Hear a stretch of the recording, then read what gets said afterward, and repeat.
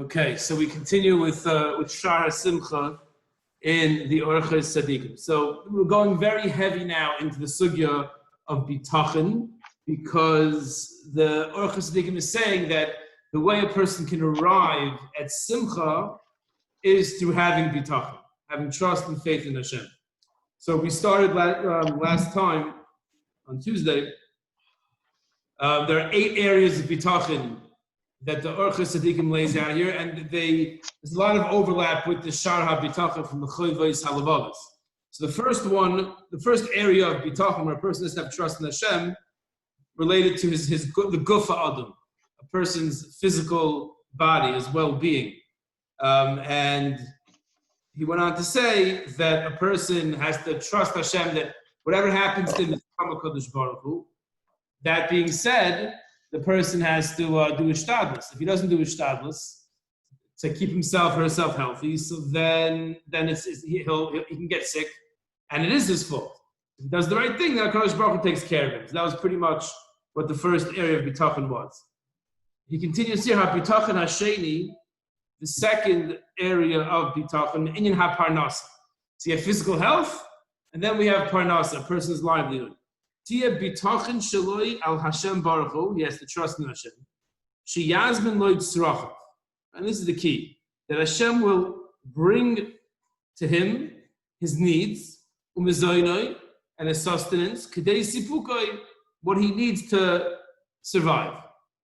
Lo yitchayk hashal lirdoiv acher kam in yonim hamatruidim oisoi his asik b'toira, and he can't be doichik the Shaar. I'm not sure if there's an English translation to be matchik as Shaar. It means you can't push it. A person can't push. It means to push the hour, right? So he's going to try to speed things up, and he'll do an over his shtadlus, so put in too much effort in order to get some. He feels he needs this amount on this day. So whatever it takes to get there, he's going to do that. It's called doichik es Shaar, pushing the hour. So the Baal Bitachon does not do that. That would require a person to involve himself in pursuits that will be matched with him, that will take up his mental space, and probably also he'll have to exert a lot of physical efforts to get what he needs, and that then will have a negative effect on his Torah. So when a person is balanced, he puts in the proper effort for bitachon, and he's able to learn, he's able to perform mitzvahs, whereas a person who's trying to be doichik the Shaar, he's trying to push things, so then he'll end up doing things that will make him unable to involve himself in Torah pursuits. Because when a person trusts in Hashem, so and this is what the Choyvos Halavavos said is the essence, is the mahus of bitachon, is menuchas hanefesh. Here he calls it menuchas liboy, and shalvas nafsha, in other words, peace of mind. The person will have, it's called yeshiva das, he'll be relaxed, he'll have peace of mind. He's not going to run after more than he needs. It's be enough what he can find at a specific time, what he needs, he'll be happy with that.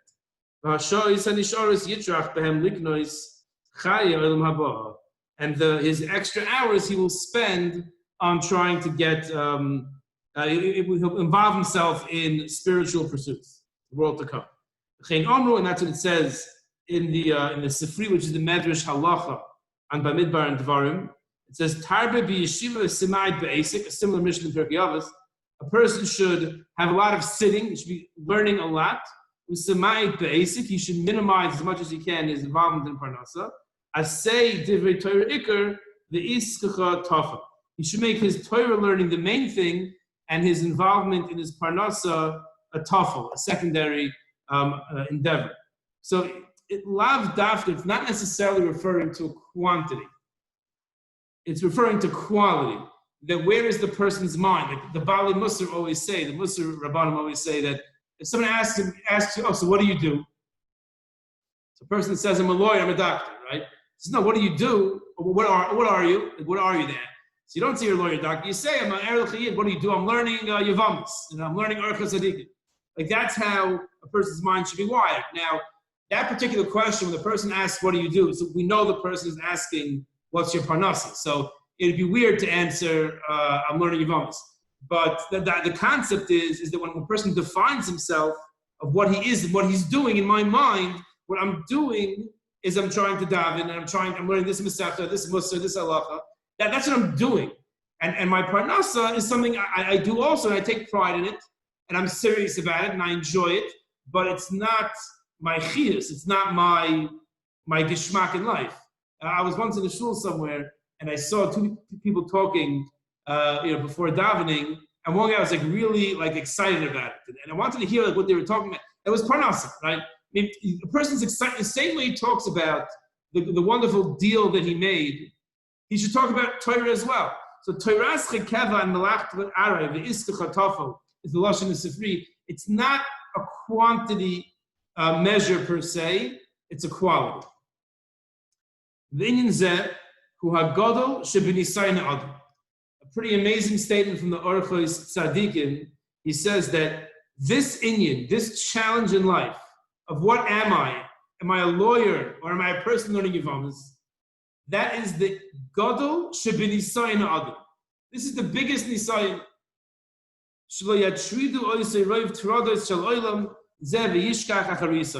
We get very busy. We get very busy with life. We can even extend this into politics. You know, politics in the past X number of years have taken on a different level of people being engaged in it and excited about it, having very strong opinions about it. Do I have the same strength of opinion about what I'm learning, about the sugya I'm learning, about the halacha I'm learning? Is the same with the same hislavas. So this is the nisayin, because there are many things in the world that call to us, that draw us, that are interesting, and it's okay, and it's recommended to be what's called a breit dimension. You could be a broad person and have involvement in many things, but a person's ikar chiyus, his life, has to be his learning and his mitzvahs. And the Orchos Tzadikim is calling this the biggest nisayin, the biggest challenge in a person's life. This is the biggest challenge in a person's life. You have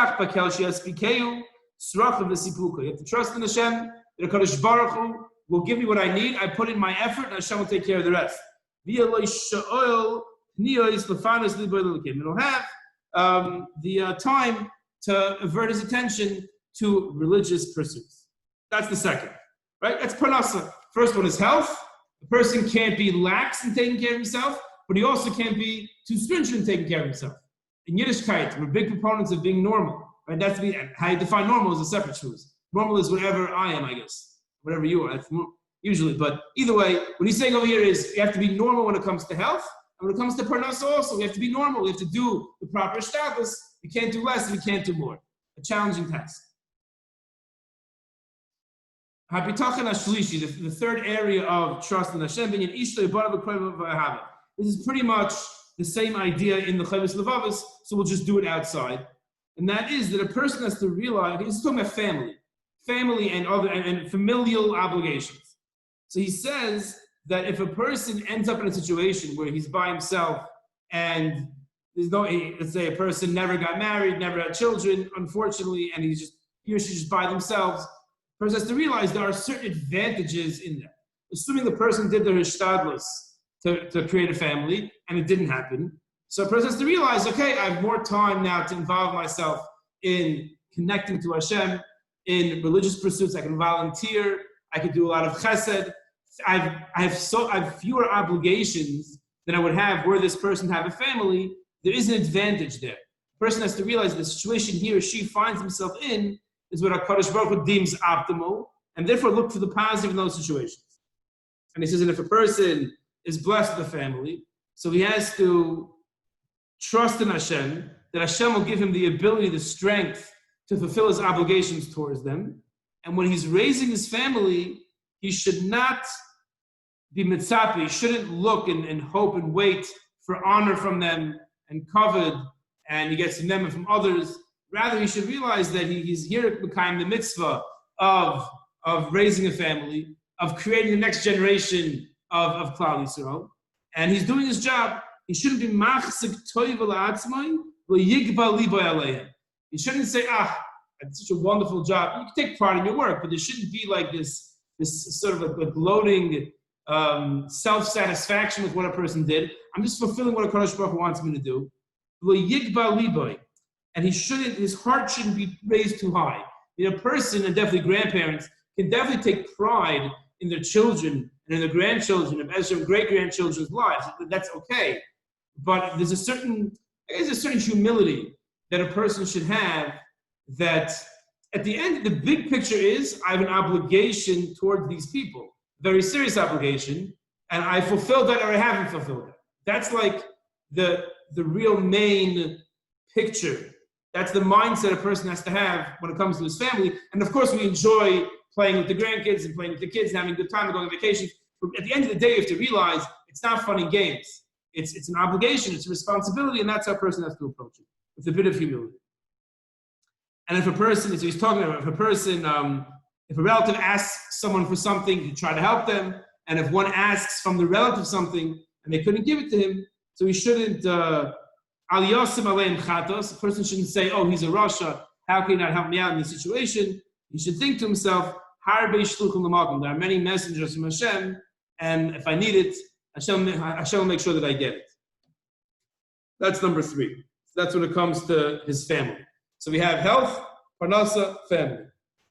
Number 4, he's veering now from the Chavis Levavas, and this concept of bitachon, I don't recall seeing in the Shaar bitachon of the Chavis Levavas. So he says like this: Chiyuv halev, the obligation of the heart. Sha'adam biyachid liboy b'tainus u'tfila, a person focuses his heart through fasting, through davening, with Shaar mitzvahs, with all the other mitzvahs. The nimna min haveros. So a part of bitachon is for the person to have a focus on mitzvahs. The tzarich sheyelech b'kol koicha l'kayim mitzvahs is to go with all his strength to fulfill the mitzvahs. And he's to daven with a loyal heart, the clean mind, and with intention that I'm davening to a Kadosh Baruch Hu. And with that,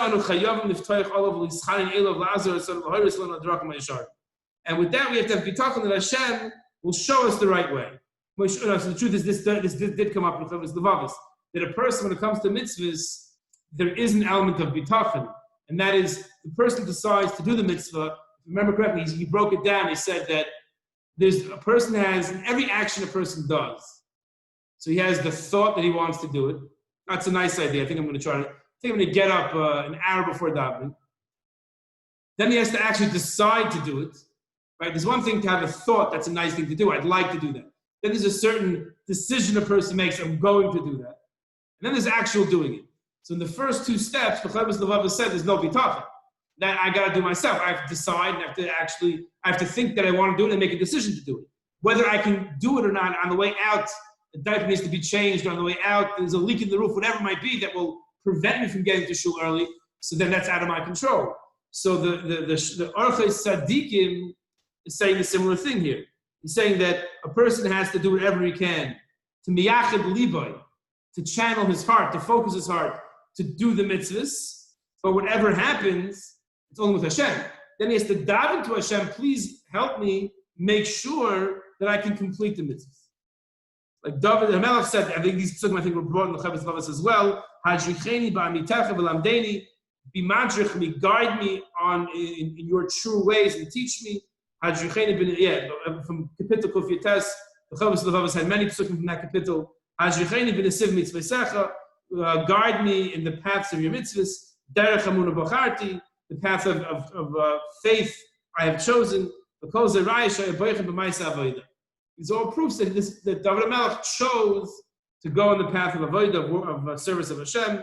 And you should daven 2 things. He's palel al shnei dvar. Says the Orchos, Tzadikim, you have to daven for 2 things.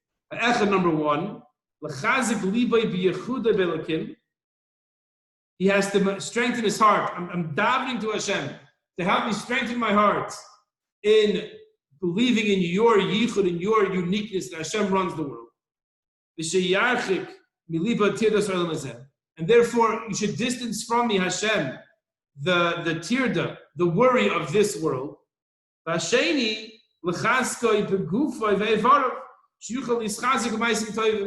first, Hashem, please, I'm davening to you that I should have a clear mind to keep your mitzvahs. And number 2, I should be physically able. I should be physically healthy that I can actually perform the Maisim Tovim. And that's the pasuk is saying that Hashem should be mechazik him in his body, physically, and Hashem should be mechazik him in his heart. So that's the bitachon haravi. So the fourth area of bitachon is called the chiyuv halev, he calls it, the obligation of the heart, which means that a person decides he wants to do the mitzvahs, he makes that decision, and then he davens to Hashem to keep his mind open, so he can focus on religious pursuits and keep his avar, his limbs healthy, and he can actually fulfill those religious pursuits. So let's see the fifth one. Bitachon hachamishi, the fifth area of bitachon. These are the obligations of his limbs that where he's expected to help other people, like tzedakah, like teaching, chachma l'talmidim, wisdom to students, l'tzavo is to rebuke people, to command people about good and bad. They should perform good and stay away from bad, to give advice, to answer the wicked, sometimes when it's supposed to answer the wicked, and defend the Kadosh Baruch Hu's honor. That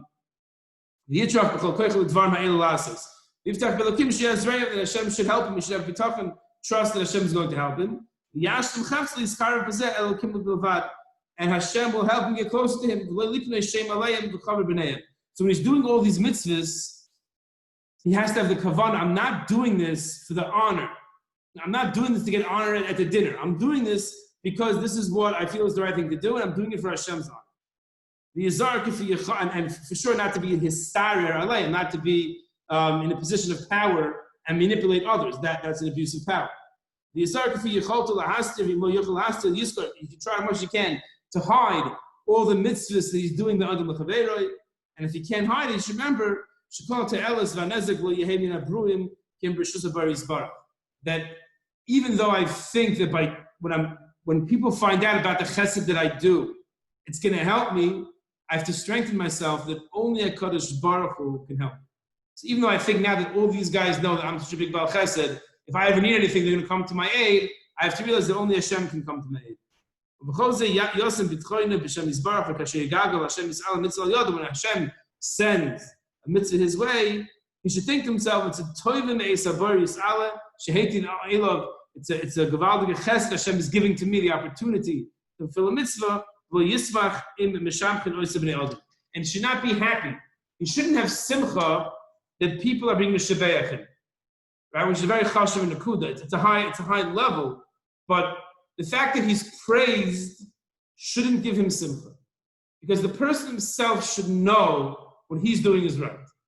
And the fact that they're praising me, I should have no simcha from that. That shouldn't give me any simcha, because I don't need the covet. I don't want it. I'm just doing it for Hashem. I don't need the covet. I don't want the covet. And I know I'm doing the right thing. So why should the covet they give me any simcha? So that's the high level that is expected of us in this fifth area of bitachon, which is to do mitzvahs bein adam l'chaveroim, but not to want or derive pleasure from the covet that one gets by doing those mitzvahs. That's number 5. We'll hold here and continue Be'ezras Hashem next week. Thank you, Rabbi. Thank you. Have a good night. You too.